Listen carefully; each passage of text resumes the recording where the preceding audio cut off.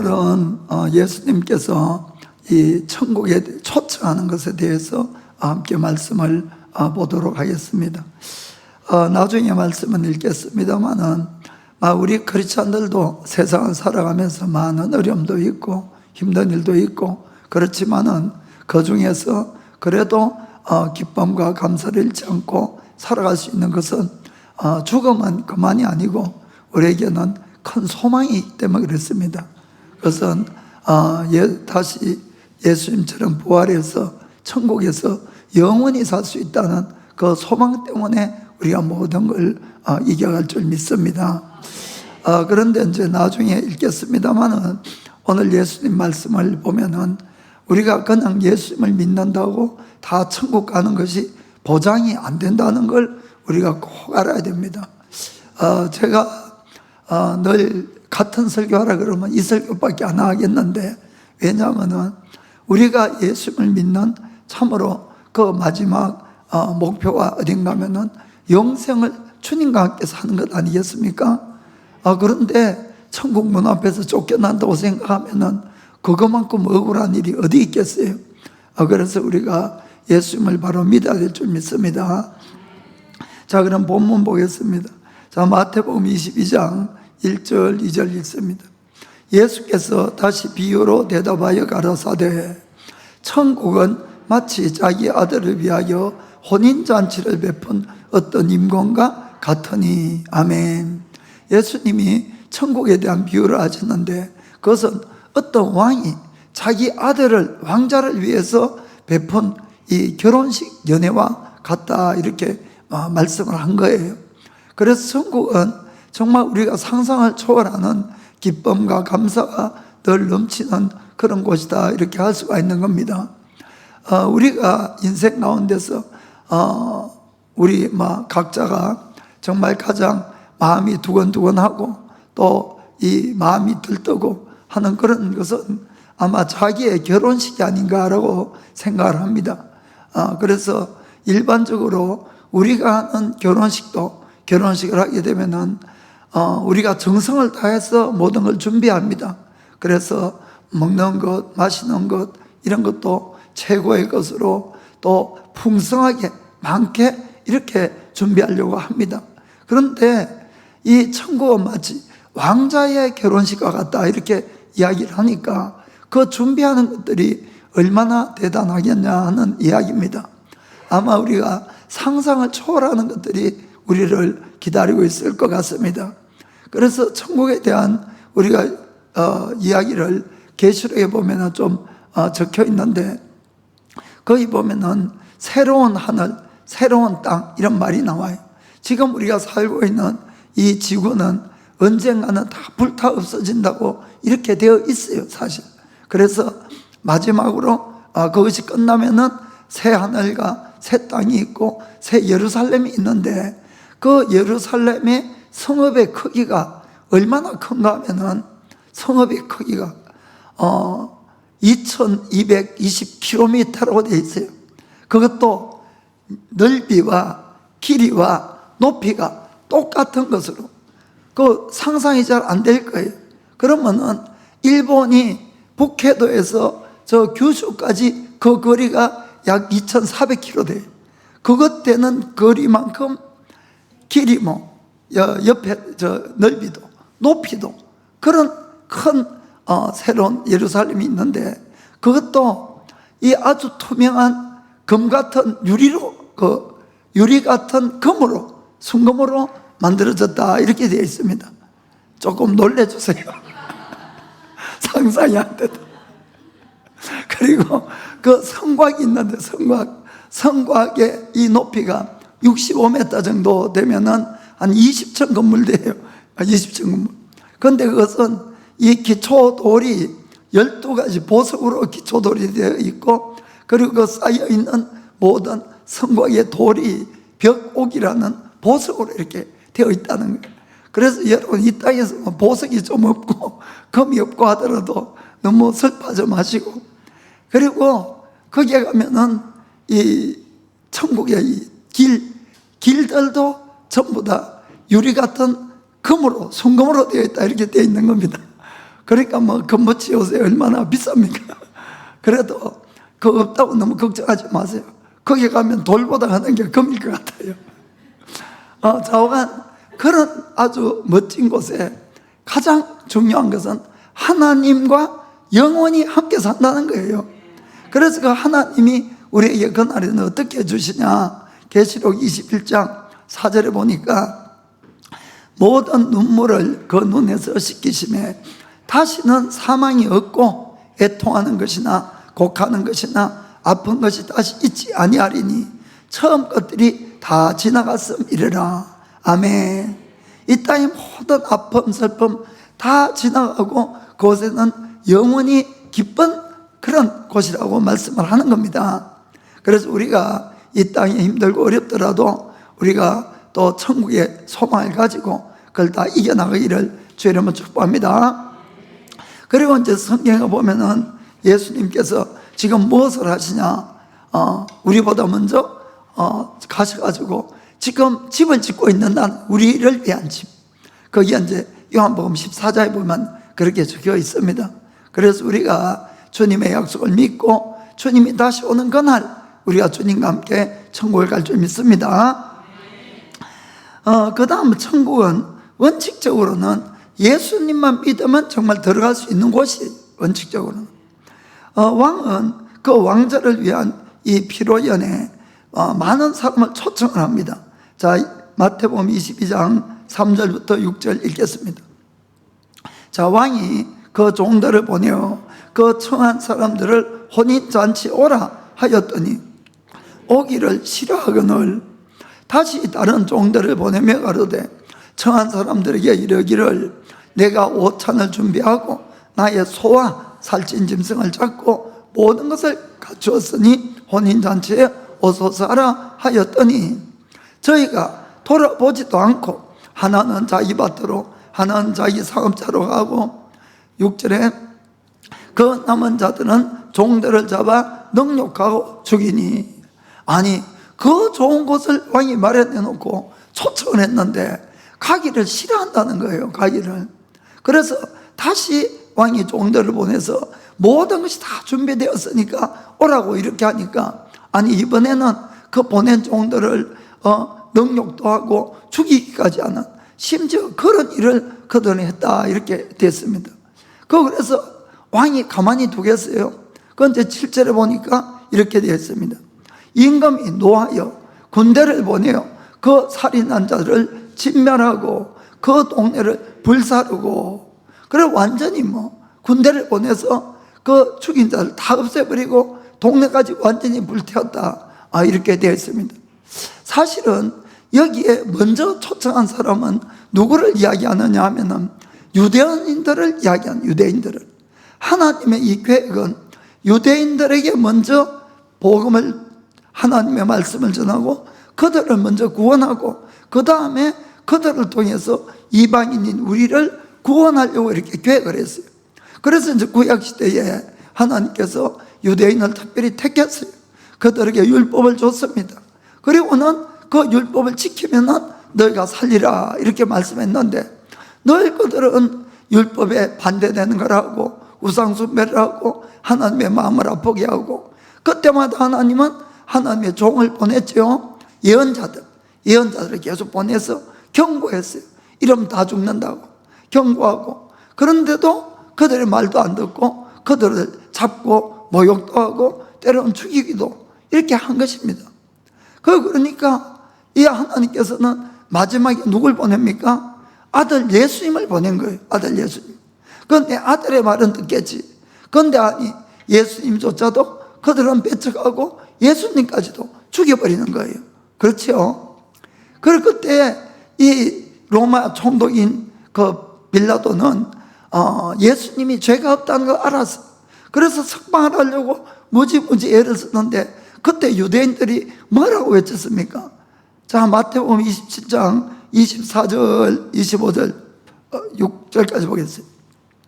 빌라도가 아무 효염도 없이 도리어 밀란이 나려는 것을 보고 풀어주려고 하는데 안 됐다는 거예요. 보고 물을 가져다가 무리 앞에서 손을 씻으며 가로되 이 사람의 피에 대하여 나는 무죄하니 너희가 당하라. 이 사람은 죄가 없는 사람이라서 풀어주렸는데 이 백성들이 뭐라고 이야기합니까? 다 대답하여 가로되 그 피를, 예수의 피를 우리와 우리 자손에게 돌릴지어다 하거늘. 여러분, 함부로 이야기하면 절대로 안 됩니다. 여러분, 정말 그래요, 정말로. 그래서 26절에 이에 바라바는 저희에게 놓아주고 예수는 책짓질하고 십자가에 못 박히게 넘겨주니라, 이렇게 되어 있습니다. 여러분, 그 유대인들이 그 예수의 피에 대한 죄를 자기들과 자기들 후손까지에게 다 책임지겠다는 거예요. 여러분, 그들이 한 그 무책임한 그 발언 때문에 그 유대인들의 저주가 시작된 거예요, 사실은. 그래서 그들은 실제로 어떻게 됐습니까? 예수님이 돌아가시고 그때 한 AD 30년, 40년 뒤인 AD 70년에 이 로마의 장군 티토스라는 장군이 와서 이 완전히 예루살렘을 완전히 다 진멸해버렸어요. 다 진멸해버리고 그 안에 있는 사람 거의 다 죽여버리고 몇몇은 포로 잡혀가고 이 하나님의 성전까지 완전히 불태워버리고 정말 도리에 남지 않는 그렇게 만들어버렸던 겁니다.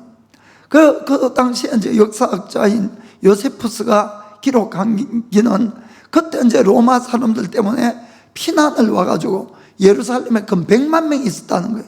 그런데 그 100만 명이 거의 다 죽었다는 거예요. 거의 다 죽고. 그리고 그때부터 이 유대인들은 나라가 없는 민족이 됐어요. 완전히 전 세계로 흩어졌습니다. 그런데 유대인들은 가는 곳마다 미움을 받았어요.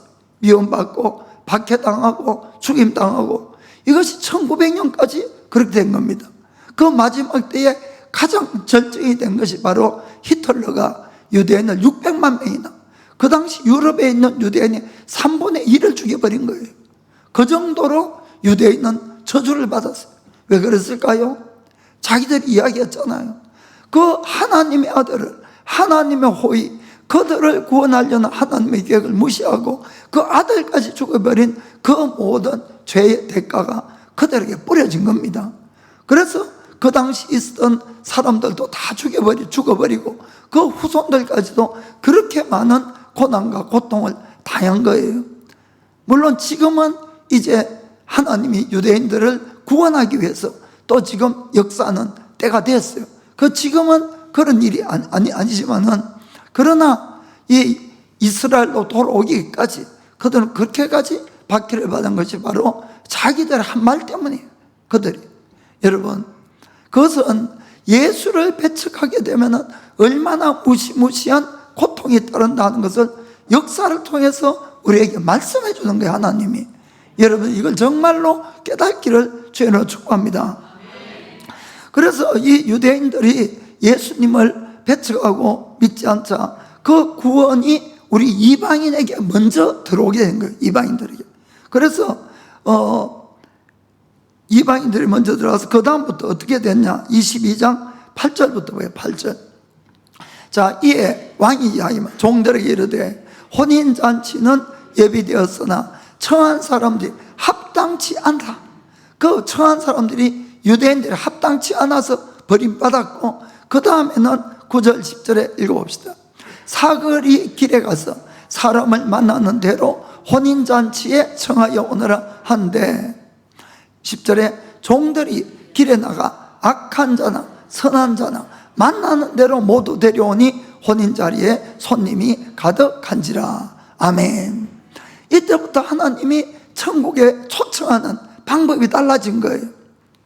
옛날에는 특정한 사람, 예를 들어 유대인만을 대상이 되고 그들은 율법을 통해서 율법을 믿으면 구원을 받는다, 이렇게 된 것이 이제는 하나님의 초청 방법이 달라진 거예요. 악한 자나 선한 자나 누구라도 좋다는 거예요. 누구라도 좋은데 예수만 믿으면 구원을 받는 거예요. 무슨 뜻인지 아시겠습니까?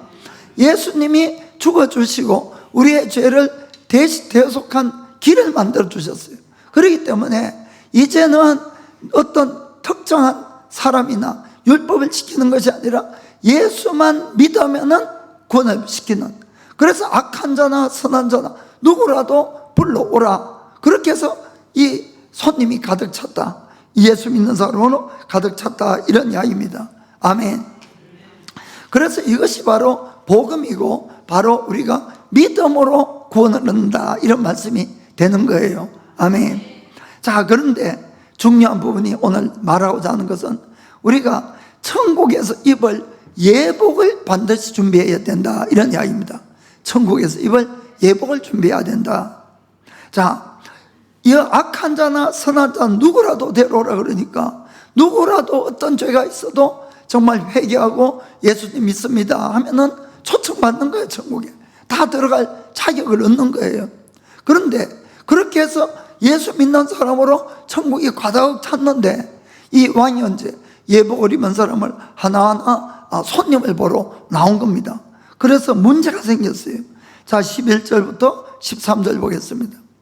임금이 손님을 보러 들어올세 거기서 예복을 입지 않은 한 사람을 보고 가로되 친구여 어찌하여 예복을 입지 않고 여기 들어왔느냐 하니 저가 유구무원이거늘 임금이 사환들에게 말하되 그 수족을 결박하여 바깥 어둠에 내어던지라 거기서 슬피 울며 이를 갈미 있으리라 하니라. 아멘. 문제가 생겼어요. 누구라도 들어간 줄 알고 예수를 믿었어요. 그 천국까지 갔는데 아니 갑자기 임금이 와서 너 왜 예복을 입지 않았어? 이렇게 물은 거예요. 이 사람이 입이 있어도 말을 못했다고 되어 있어요. 그러자 이 임금이 저 놈의 손발을 묶어서 바깥 어둠에 던져버려라. 그러고는 그는 던져버려서 거기서 슬피 울면서 일을 간다, 이렇게 되어 있습니다. 이것은 그는 천국을 들어올 수 있었어요. 없는 것이 아니고 들어왔는데 쫓겨난 거예요. 여러분 무슨 말인지 아시겠습니까? 그러니 얼마나 절망적이겠습니까? 얼마나 억울하겠어요. 자기도 천국에서 영원히 살 수 있는 기회가 주어졌는데 쫓겨난 거예요. 뭐 때문에? 예복이 없어서. 무슨 말인지 아시겠습니까? 그러니까 그가 그것 때문에 슬피 울면서 이를 억울해서 이를 갈미 있으리라, 이렇게 이야기한 겁니다. 그런데 주님이 그 다음 말씀은 우리에게 하는 경고라는 것을 꼭 기억하시길 바랍니다. 그 다음에 주님 14절에 뭐라고 말씀합니까? 청함을 받은 자는 많되 택함을 입은 자는 적으니라.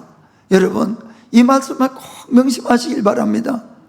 우리는 정말로 내가 한 번이라도 마음으로 죄를 회개하고 예수님을 진정으로 믿으면은 그 사람은 구원받을 수 있었어요.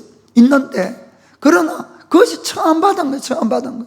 그러나 택함을 받기 위해서는 오늘 성경 말씀에 예복이 있어야 된다, 이런 이야기입니다.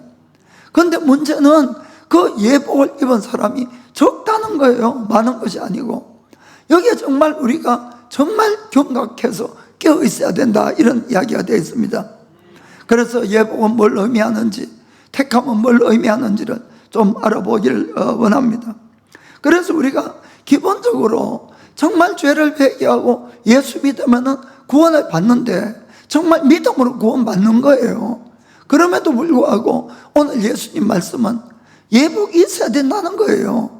그래야만이 구원을 받는다. 도대체 이거는 무엇을 말씀하는가 하는 것을 우리가 마음으로 잘 깨닫고 알아야 되는 것입니다. 이것은 우리가 예수를 믿되 정말 천국에서 살 합당한 자로서 예수님을 바로 믿어야 된다는 겁니다. 바로 믿어야 된다. 예수님은 산상수훈에서도 똑같은 말씀을 하셨어요. 사실은 먼저. 그래서 우리가 이 마태복음 7장 21절을 보면은 이런 말씀이 나옵니다. 나더러 주여 주여 하는 자마다 천국에 다 들어갈 것이 아니고 다만 하늘에 계신 내 아버지의 뜻대로 행하는 자라야 들어가리라. 아멘. 주여 주여 하는 자는 그들은 청함을 받을 수가 있어요. 청함을. 그러나 택함을 받기 위해서는 하나님의 아버지 뜻대로 행하는 삶을 살아야 된다는 겁니다. 쉽게 이야기하면 무슨 말인지 아시겠죠?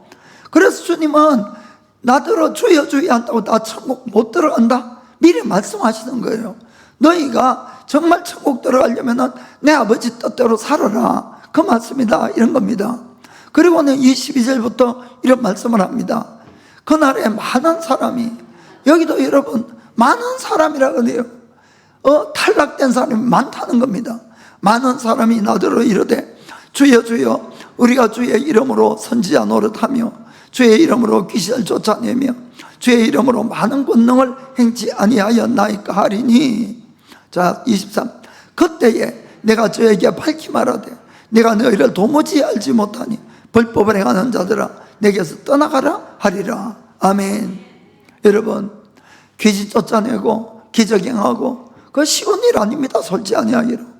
그렇게 되려면은 하나님께 신임을 받아야 돼요. 내가 하나님께 신임을 받고 그런 능력을 받기 위해서는 얼마나 그 사람들이 처음에는 하나님 앞에 거룩한 삶을 살고 정말 기도하고 정말 헌신했는지 몰라요. 여러분, 그렇게 온 몸과 마음을 다 바쳐서 하나님께 헌신할 때 주님이 그들을 인정하고 기름을 부어주는 거예요. 그런 능력을 행할 수 있도록 해주신다, 이런 이야기입니다. 그런데 그런 자라 할지라도 혹 그들이 불법을 행하고 회개치 않으면은 그들은 구원 못 받는다는 겁니다. 무슨 말인지 아시겠습니까? 그냥 적당히 믿는 사람은 뭐 말할 것도 없고 그렇게 열심히 헌신하고 하나님의 일을 많이 했다고 할지라도 그에게 불법이 있으면은 회개하지 않으면은 그는 천국 못 들어간다는 거예요. 주님은 그것을 우리에게 말씀하고 있는 걸 여러분이 아시기 바랍니다. 그렇다고 여러분 절대로 우리가 구원을 받기 위해서 올바른 행위를 하는 건 아니에요. 여러분, 그건 아시기 바랍니다. 구원은 정말 우리가 믿음으로 구원을 받는 거예요. 그 대표적인 예가 이 예수님의 우편 강도 이야기가 되겠어요. 이제 성경에는 엄밀하게는 우편 강도, 좌편 강도는 없습니다만은 그 이제 우편 강도를 합시다. 그냥 구원받은 강도를. 그 예수님이 돌아가실 때 예수님 가운데 십자가에 못 박히시고 양쪽에 강도가 한 사람 한 사람 못 박혔어요. 그런데 성경을 보면은 처음에는 둘 다 예수님을 비방했다고 되어 있어요. 그러다 나중에 한 사람이 회개하죠. 회개해서 예수님을 믿었어요. 그리고 그가 그 십자가 위에서 회개하고 믿었지만은 선한 일을 지금까지 한 적이 없었기 때문에 그가 너무 악한 일을 해서 십자가형은 가장 이 극악한 이 강도나 범죄자에게 하는 형벌이에요. 그래서 그가 십자가형으로 죽을 수밖에 없었는데 십자가 위에서 회개했어요. 예수님 믿었어요. 앞으로 그는 선하게 살고 싶어도 선한 일을 할 수가 없는 거예요. 왜냐하면 십자가 못 박혀 죽어야 되니까. 그래서 아무 선한 것도 없이 죽었지만은 그는 구원받았어요. 왜냐하면 예수님이 구원받았다 했으니까 구원받은 거죠. 그러니까 우리가 이 믿음으로 구원을 받는 것은 정말 사실이에요, 여러분. 그래서 우리가 선행을 하는 것은 구원을 받기 위해서 선행하는 것이 아니라는 걸 아시길 바랍니다. 그 뜻이 아니고 내가 구원받은 자라면은, 내가 정말 예수를 진짜 믿는 자라면은 어떻게 살아야 되는가를 성경 분명히 이야기하고 있는 것이에요. 그래서 구원받은 자로서 바로 살아가야 된다, 그 뜻입니다. 우리도 예수님을 정말 마음으로 믿고 회개했을 때 그때 죽으면 우리도 천국 가요, 바로. 그러나 하나님은 우리를 바로 죽게 한 것이 아니라 지금 이렇게 살려놓은 거예요. 여기는 뜻이 있다, 이런 이야기입니다. 그것은 무슨 뜻인가 하면은 예수를 믿고 나면은 내가 삶이 바뀌어야 된다는 겁니다. 예수님 닮게끔. 무슨 말을 아시겠습니까? 그래서 우리 한 사람 한 사람을 예수님 닮게끔 만들어가는 과정이에요. 자꾸 예수님 믿고 나면은 좋은 일만 생긴다고 착각하지 마시기 바랍니다. 오히려 더 힘든 일이 많을 수도 있어요. 왜냐하면 나를 깨뜨리시고 새롭게 만드는 과정이라는 걸 여러분 아시기 바랍니다. 여러분이 예수님을 닮았는데도 고난이 많다, 이것도 다른 목적이 있겠지만은 솔직하게 이야기해서 예수님 닮은 사람 아무도 없어요, 지금. 그러니까 고난이 많다는 거예요. 무슨 뜻인지 아시겠습니까? 우리를 깨뜨리고 예수님을 닮게 새로 만드는 과정이니까. 그래서 빨리 나를 내려놓고 예수님을 따라가야 되는 겁니다. 그리고는 나를 통해서 그 다음 또 하나 목적, 다른 사람의 영생을 위해서 나를 사용하는 거예요. 복음을 전하게 하고 바로 살게 하고, 그것이 바로 나를 살려놓은 목적인 것입니다. 그렇기 때문에 예수님을 믿고 나면은 여러분, 나는 내 것이 아니란 걸 정말 아셔야 돼요. 하나님이 핏값으로 여러분 사서 여러분 하나님의 것이 되었어요. 예수 믿고 나도 여전히 나를 위해서 살고, 돈 때문에 살고, 내 욕심 따라 살고, 나 자기 위해서 살고, 이러면은 고난만 계속 있다 끝나는 겁니다, 인생. 예수 안 믿으면 차라리 고난 없을 수도 있어요. 예수를 믿는 한은 여러분들을 가만히 두지 않는 겁니다. 무슨 말인지 아시겠습니까? 그래서 여러분들이 예수를 믿었으면은 내가 사는 목적을 바꿔야 돼요. 누구를 위해서? 이젠 예수를 위해서.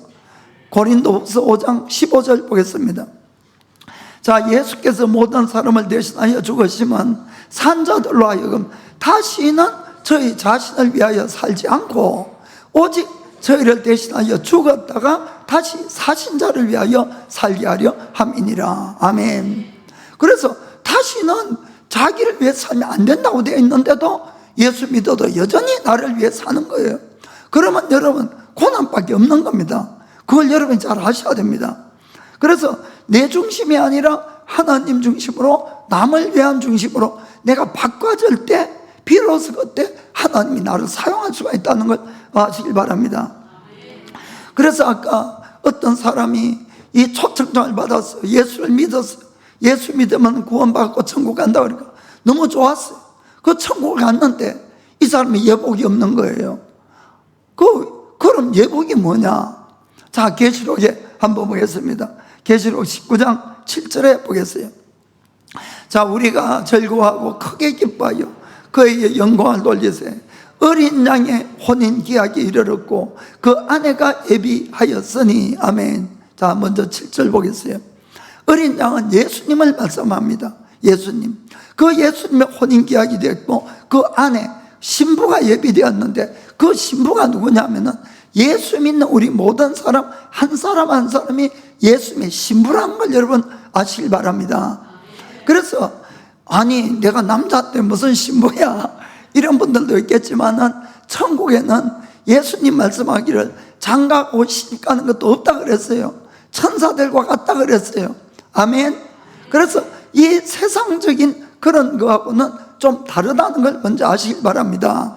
그래서 우리 남자든 여자든 예수님 그분과 한 몸이 되어가는 과정을 말씀한다 이런 이야기입니다.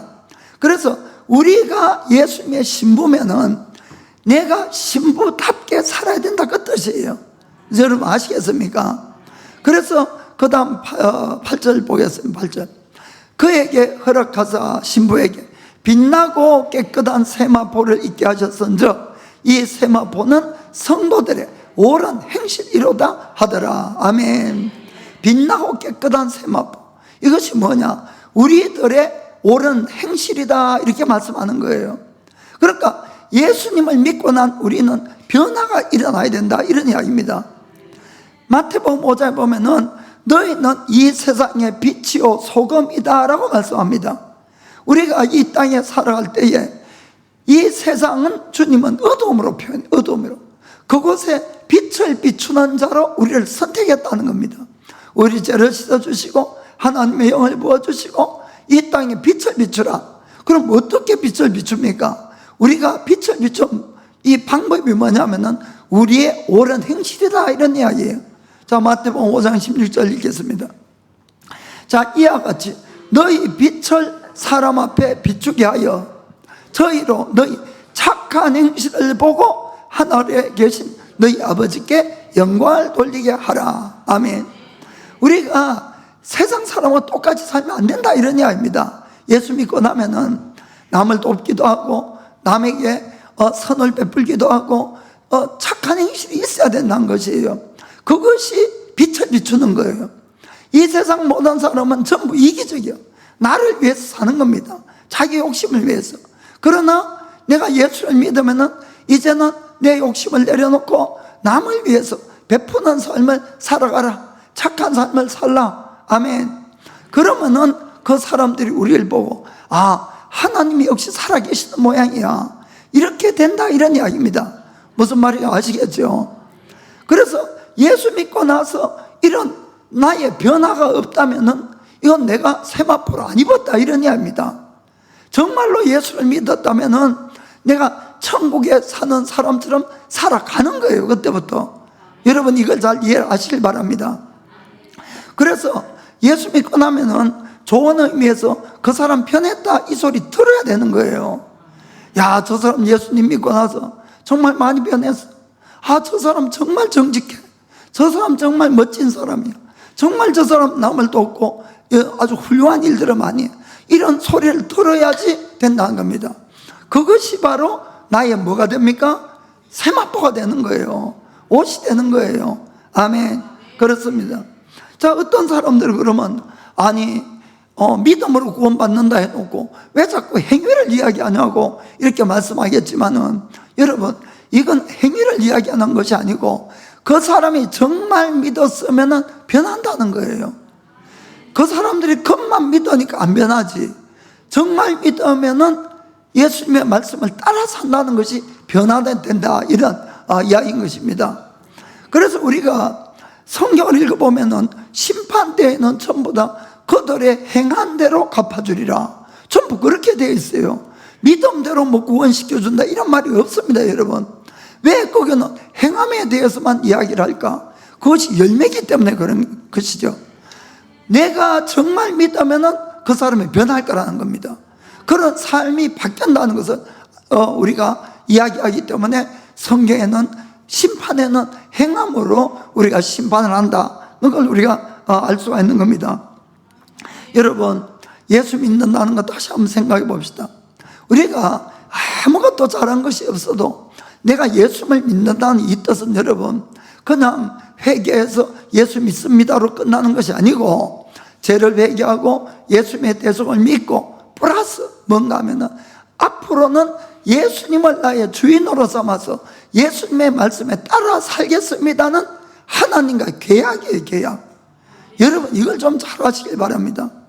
그럼 그 계약을 맺으면은 하나님 아무것도 잘한 것이 없어도 우리의 모든 죄를 그냥 용서하시고 그 표로 정말 성령님을 보내주시고 하나님의 아들도 삼고 영생도 주고 천국도 주는 거예요. 주는데 여러분, 계약이라는 뜻은 뭔가 하면은 양쪽이 둘 다 그 계약을 끝까지 지켰을 때에 성립이 되는 거예요. 무슨 말인지 아시겠죠? 중간에서 하나가 깨뜨려 버리면은 그 계약은 성립이 안 된다는 걸 아시길 바랍니다. 그 하나님은 계약을 지키시는 분이에요. 우리의 죄를 다 사하시고 성령까지 줬어요. 그런데 내가 예수님 말씀대로 살지 않고 여전히 내 욕심을 따라 살고 육신의 정욕을 따라 살고 여전히 옛날 삶과 똑같이 살면 계약 위반이 된다, 이런 이야기입니다. 그럼 이 사람은 세마포를 입지를 않는 거예요. 입지를. 여러분 그 이해가 되십니까? 그럼 계약이라고 하는 걸 여러분 이걸 잘 아셔야 된다, 이런 이야기입니다. 근데 참 우리 인간은 우리 스스로도 내가 죄인인지 아닌지도 사실 못 깨달아요. 여러분, 그래서 하나님은 우리에게 성령님을 보내주시는 걸 아시길 바랍니다. 그래서 성령님이 오시면 처음 하는 일이 뭔가 하면 우리의 죄에 대해서, 의에 대해서, 심판에 대해서 깨닫게 해주시는 거예요. 그 여러분들이 정말 내가 하나님 앞에 정말 나는 절대로 구원받을 수 없는 죄인이라는 그 사실이 아직까지 깨달아진 적이 없다면은 그냥 머리로만 그래 나도 죄는 있긴 있어, 이 정도 같으면 솔직하게 말씀드리지 구원받은 거 아닙니다. 여러분, 아니에요. 정말로 성령이 와서 여러분이 죄가 어떤지를 정말 싹 비춰주면은 여러분 기절합니다.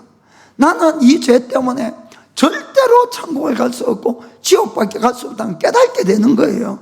그게 성령님의 역사예요. 그래서 여러분들이 뭐 어디 가가지고 집회 가서 막 찌릿찌릿하고 막 감정이 막 올라오고 그런 게 성령 충만이 아니고, 그런 일을 겪고 난 다음에 내 속에 변화가 안 일어나면 가짜예요. 가짜 전부 다 그냥 일시적이다, 이런 이야기입니다. 무슨 말인지 아시겠죠? 그래서 성령님이 진짜 오시면 내가 죄가 뭔지 분명히 깨달아집니다. 그래서 그 죄를 싫어하게 되고 버리려고 노력하는 거예요. 그때부터 정말 그렇게 됩니다. 그래서 우리가 예수님을 믿으면은 주님은 계약을 존중을 해서 무조건 죄를 사해 주시지만은 그 목적이 어디 있느냐? 그래서 죄를 얼마든지 지어도 좋다, 그 뜻이 절대로 아니다, 이런 이야기입니다. 자, 베드로전서 2장 24절 앞에 보겠어요. 자, 예수님께서 친히 나무에 달려서 그 몸으로 우리의 죄를 담당하셨으니 이는 우리로 죄에 대하여는 죽고 의에 대하여 살게 하려 하심이라. 아멘. 그래서 앞으로는 죄에 대해서는 죽고 내가 바른 삶을 살려고 죄를 사해 줬다, 이걸 깨닫길 원합니다. 예수님은 정말 어떤 죄도 용서해 주세요. 어떤 죄도. 그래서 여러분들이 지금까지 어떤 죄를 지었다고 그것 때문에 너무 슬퍼하지 마세요. 그거는 자꾸 그러면은 오히려 주님의 죄 용서를 안 믿는 것밖에 안 된다, 이런 이야기입니다. 예수님은 심지어 간음하는 현장에서 잡힌 여인의 죄도 용서하셨어요. 용서하셨어요. 그러면서 마지막에 하는 말씀을 잘 들어보시길 바랍니다. 자, 요한복음 8장 11절 보겠어요. 자, 대답하여 주여 없나이다. 예수께서 가라사대 나도 너를 정죄하지 아니하노니 그러나 가서 다시는 죄를 범치 말라 하시니라. 아멘. 주님의 목적은 뭡니까? 가서 이제는 죄 짓지 말고 바로 살아라. 그것이 죄 용서하는 목적이란 걸 여러분 정말 아시길 바랍니다. 그렇습니다. 그래서 우리는 그런데 우리가 예수님 믿고 나서도 죄를 지을 수 있어요, 여러분. 왜냐하면 죄의 뿌리는 여전히 우리 속에 남아있기 때문에 그렇습니다. 살아있는 동안에는. 여러분 다 착하게 보이지만은 저도 마찬가지고, 목사님은 안 그렇겠지. 목사도 똑같습니다, 여러분. 그런데 우리 속에는 다 죄가 있는 거예요, 죄의 뿌리가. 그래서 인간은 누구라도 이기적이고 자기 위해서만 살고 속에 있는 육신의 정욕, 안목의 정욕, 이생의 장, 이걸 따라가게 되어 있는 것이에요, 인간 가는 것은. 그런데 그것이 너무 강하기 때문에 내 힘으로는 절대 이길 수가 없다는 걸 인정을 하셔야 됩니다, 여러분. 그것을 내 힘으로 아무리 싸워봐야 저 못 이깁니다. 그래서 성령을 보내주신 거예요. 그 성령님은 우리의 믿음 생활을 도와주기 위해서 보내주신 분이에요. 우리가 여러분 스스로 죄를 이길 수 있었으면 예수님이 올 필요도 없고 성령을 보내줄 필요도 없는 거예요. 스스로 의롭게 살고 천국 가면 되는 겁니다. 안 되니까 오신 거예요. 그걸 여러분들이 아시길 바랍니다. 그래서 주님이 오셨는데 우리가 그때부터는 성령님을 의지해서 성령님께 도움을 청하셔야 됩니다. 그래서 늘 우리가 깨어서 뭘 기도합니까? 나를 이기고 죄를 이기고 세상을 이기기 위해서 성령 충만함을 받아야 된다, 이런 이야기입니다. 내가 성령 충만해졌다고 내 속에 죄가 없어진 것이 아니고 여전히 있어요. 여전히 있지만은 내가 성령의 충만함을 받을수록 하나님의 생각과 능력이 내 속에 강해진다는 걸 아시길 바랍니다. 그러면은 옛날에는 절대 이길 수 없었던 나를 이길 수가 있는 거예요. 옛날에는 이길 수 없던 죄나 세상을 내가 이길 수 있는 힘이 성령으로 말미암아 온다는 걸 믿으시기 바랍니다. 그래서 우리가 열심을 내야 되는 것은 예수 믿고 나면 성령 충만을 받으려고 매일같이 열심을 내셔야 되는 거예요. 그것을 안 하게 되면 아무리 내 마음에 소원이 있어도 절대로 죄를 못 이깁니다. 절대로 세상이나 나를 못 이기는 거예요. 그러니까 예수님이 너희가 마음이 원이로 돼 육신은 연약하다고 말씀했어요. 그래서 우리가 기도하지 않고는 이것을 이길 수 없다는 걸 여러분들이 정말 잘 깨닫기를 주의 이름으로 부탁드립니다. 그렇게 해서 우리가 죄를 자꾸 이겨나가는 사람은 점점 예수님을 닮아가게 되고 그들에게는 아주 빛나고 깨끗한 세마포가 입혀지게 된다, 이런 이야기입니다. 아멘. 그렇습니다. 그런데 내가 구원받았음에도 불구하고 성령을 받았음에도 불구하고 죄의 유혹과 싸울 생각은 하지 않고 늘 유혹이 오면은 그냥 받아들이고 넘어지고 이렇게 되면 여러분 그 사람 세마포 옷이 깨끗하겠습니까? 준비가 되겠습니까? 절대로 안 된다는 걸 아시길 바랍니다. 안 됩니다. 그래서 여러분 천국에 대한 초대장은 받았는데 그날 가서 예수님 앞에 갔을 때 쫓겨나는 거예요. 그 사람은. 무슨 말인지 아시겠죠? 그 성경을 한번 보겠어요. 로마서 8장 13절 보겠습니다. 13절. 자, 너희가 육신대로 살면은 반드시 죽을 것이로되 영으로서 몸의 행실을 죽이면 살리니. 아멘. 이것은 구원받은 사람에게 이야기하는 겁니다. 지금 구원받은 사람, 구원받아도 내 속에 올라오는 육신의 정욕이 있는 거예요. 그걸 따라가면은 죽는다는 거예요. 죽는다는 거예요. 그러나 너희가 영으로서 그 행실을 죽이라는 겁니다. 내 힘으로는 안 되니까 성령의 능력으로 그걸 죽이게 되면은 너희가 살 수 있다. 그걸 말씀하는 거예요. 갈라디아서 5장 21절 읽겠습니다. 이거는 앞부분에 19절, 20절, 21절 쭉 나오는데 육신의 정욕에 대한 이야기가 쭉 나오는 겁니다. 자, 육신의 이 일들은 또 투기와 술 취함과 방탕함과 또 그와 같은 것들이라. 전에 너에게 경계한 것 같이 경계하노니 이런 일을 하는 자들은 하나님의 나라를 유업으로 받지 못할 것이요. 아멘. 그래서 안 믿는 사람한테 이야기가 아니고 믿는 사람에게 지금 경고한다는 걸 여러분 아시길 바랍니다. 사랑하는 성도 여러분, 이 세상에 좋은 것, 즐거운 것, 많이 있는 것 저도 잘 알아요. 그러나 그런 대부분은 결국 내가 그걸 취하고 따라가면 죄 짓는 일로 다 연결된다는 걸 아시길 바랍니다. 여러분, 사람이 왜 죄를 짓습니까? 거기에도 강력한 유혹이 있고 즐거움이 있으니까 그런 거예요. 그러나 여러분, 죄에 대해서 한번 잘 생각해 보세요. 항상 일시적이에요. 일시적, 순간적이고, 그리고 금방 끝나는 거예요. 그리고는 죄가 가져오는 달콤함은 항상 그 뒤에는 아주 씁쓸한 뒷맛이 있고 항상 그런 겁니다. 그리고는 그것은 어둠의 세상을 이야기하는 겁니다. 이 세상이 그런 거예요 지금. 그래서 하나님은 그런 어둠의 세상에 빛을 비추라고 우리를 불러냈다는 걸 여러분이 그걸 깨닫고 하셔야 됩니다. 그래서 우리가 이 땅에서 바로 살지 않으면 어떻게 하나님을 나타내냐 하는 이야기예요. 나의 삶을 통해서 하나님은 하나님이란 분이 계시다는 것을 나타내라는 거예요. 아멘. 그 사람들이 믿고 안 믿고는 그 사람들 책임이고, 그래서 우리가 해야 될 일은 빛을 비추는 역할인 걸 여러분이 아시길 바랍니다. 여러분, 우리가 구원받는 것은 정말 믿음으로 구원을 받는데, 아까 첫 번째에 초청을 받은 이 유대인들이, 그들은 아까 왜 쫓겨났습니까? 그들이 왜 멸망을 당하고 이 마을들이 다 불타버렸습니까? 그것은 성경에 보면 합당치 않았다, 이렇게 합당치 않았다. 여러분, 그것은 우리가 두 번째 초청을 받은 우리도 마찬가지라는 걸 아시길 바랍니다. 초청을 받았지만은 우리 역시 천국에 살기에 합당치 않으면 쫓겨나는 거예요. 쫓겨나는 것. 여러분, 그것을 잘 이해하시길 바랍니다. 우리가 초청을 받기 위해서 착한 일 하는 거 아니에요, 여러분. 믿으면은 초청 받는 거예요. 구원받은 자로서 우리가 합당한 삶을 사는 것이 우리의 예복을 준비하는 것이다. 계속 강조해서 말씀하고 있는 겁니다. 사랑하는 성도 여러분, 두 번째, 우리가 초청받은 우리도 합당치 않으면은 잘림을 받는다는 것에 대해서 사도 바울은 로마서 11장에 이야기하고 있습니다.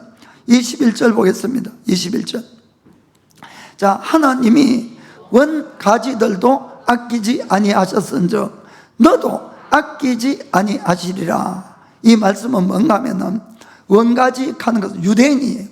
유대인들도 하나님이 불법을 행하니까 아끼지 않고 잘라버렸는데, 이 하나님의 이 나무에 우리가 접붙임을 받은 우리 이방인들은, 접붙임 받은 너희도 만일에 불법을 행하면은 아끼지 않고 잘라버린다, 그 뜻입니다. 이해가 되십니까? 그러면서 22절에 바울은 이런 이야기를 합니다. 그러므로 하나님의 인자와 의미를 보라. 넘어지는 자들에게는 의미가 있으니 너희가 만일 하나님의 인자에 거하면 그 인자가 너에게 있으리라. 만일 그렇지 않으면 너도 지키는 바가 되리라. 아멘. 사랑하는 성도 여러분, 하나님은 분명히 사랑이십니다. 그러나 바울이 이야기합니다. 하나님은 인자만 있는 것도 아니고 의미도 있다는 거예요. 둘 다 있는 거예요. 하나님은 천국도 만들었지만 지옥도 만들었다는 사실을 아시길 바랍니다. 하나님은 다 우리를 구원하길 원하지만 결국 그 선택은 우리에게 있는 것이에요. 그래서 너희가 하나님의 인자, 사랑 가운데 거하기를 원하면 그 하나님 안에 계속 머물라는 거예요. 그러면 너희들에게 인자가 있겠지만 너희가 주님을 벗어나게 되면 너희들에게도 의미가 있고 잘라진다는 것을 분명히 우리에게 경고하고 있다는 걸 여러분 아시길 바랍니다. 정말 그렇습니다. 그래서 여러분, 우리가 그럼 주님 앞에, 주님 안에 우리가 머물러 있다는 것, 주님이 내 안에, 내가 주님 안에 있다는 것이 어떤 걸 의미하는가? 자, 요한복음 15장 10절 보겠습니다. 예수님 말씀에 내가 아버지의 계명을 지켜 그의 사랑 안에 거하는 것 같이 너희도 내 계명을 지키면 내 사랑 안에 거하리라. 아멘. 예수님께서 하나님의 사랑 안에 거하기 위해서 어떻게 했다고요? 아버지의 계명을 지켰다는 거예요. 아버지의 계명을. 그래서 너희들도 내 계명을 지킬 때 너희가 내 안에 거한다. 아멘. 자, 요한일서 3장 24절. 자, 앞부분만 읽겠어요. 그의 계명을 지키는 자는 주 안에 거하고 주는 저 안에 거하시나니. 아멘. 그렇습니다.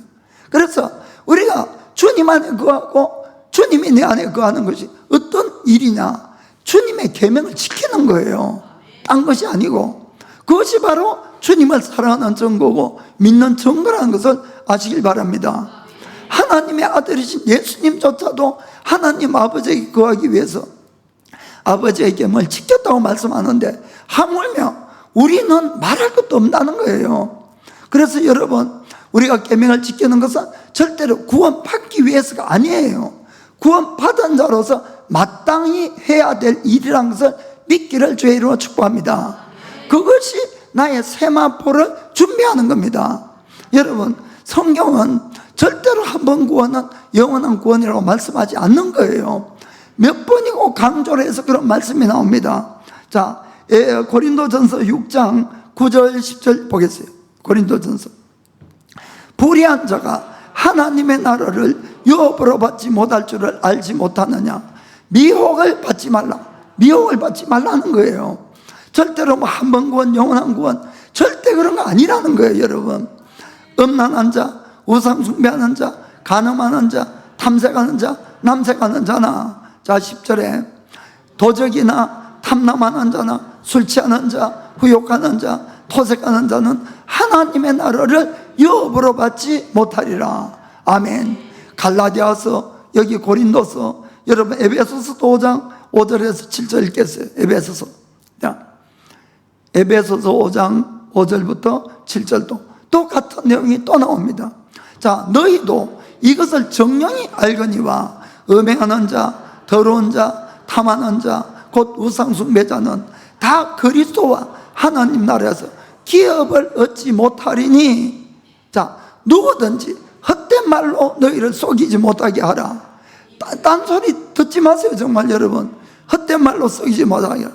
이는 이를 인하여 하나님의 진노가 불순종의 아들들에게 임하나니 그러므로 저희와 함께 참여하는 자가 되지 말라. 그런 말하는 사람이 있으면 떠나세요. 그런 사람 정말 벗어나야 됩니다. 여러분, 우리는 예수님을 믿으면 구원받지만은 그때부터는 정말 예수님 믿는 사람처럼 살아가야 된다는 것을 정말 여러분 아시길 바랍니다. 그래서 내가 주님 앞에 우리는 정말 공짜로 구원을 받는 거예요. 믿으면은. 그것은 여러분 하나님의 아들의 생명을 희생하고 우리를 구원한 겁니다. 제발 하나님의 그 사랑과 은혜를 정말 마음 깊이 간직하시는 우리가 되기를 원합니다.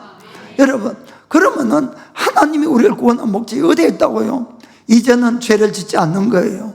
죄와 싸우는 겁니다. 세상 따라 사는 사람이 아니라 주의 말씀을 따라 사는 사람이 되는 거예요. 그것이 바로 우리가 입어야 될 세마포고 가야 될 길이라는 걸 아시길 바랍니다. 우리가 예수 믿는 것은 좁은 문에 들어간 것에 불과합니다. 천국까지는 아주 좁은 길이 있는 겁니다. 그 길을 끝까지 가는 것은 바로 예수 그리스도라는 말씀을 끝까지 지키고 가는 것이 바로 그 길을 따라가는 길이고 세마포를 입는 길이라는 것을 믿게 되기를 예수님의 이름으로 축복합니다. 자, 기도하겠습니다.